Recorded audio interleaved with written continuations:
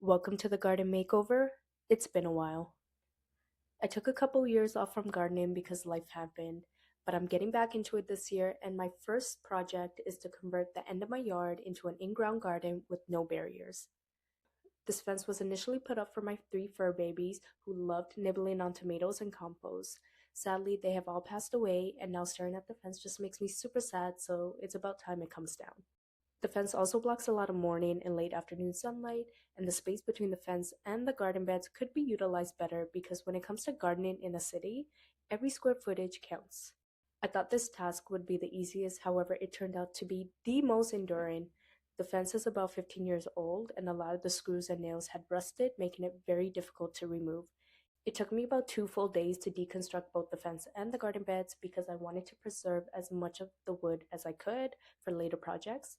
I eventually ended up calling in for reinforcement, aka my uncle, to help me remove the posts because they just would not budge.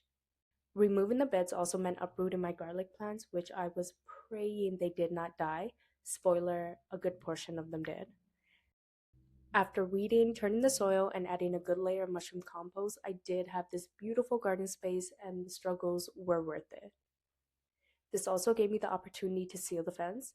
My plan was to use one of those gardening spray bottles, but of course, the universe had a sense of humor and made sure the process was done by hand.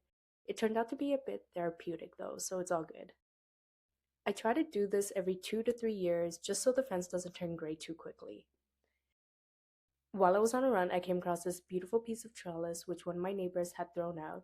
They recently did some renovations in their backyard, and I believe this may have been construction fencing. Not too sure, but it definitely came home with me. I attached some leftover pieces of wood on either side of the fencing for support and placed them at the end of the garden. After all the seedlings were transplanted, this is what my garden looked like at the beginning of June.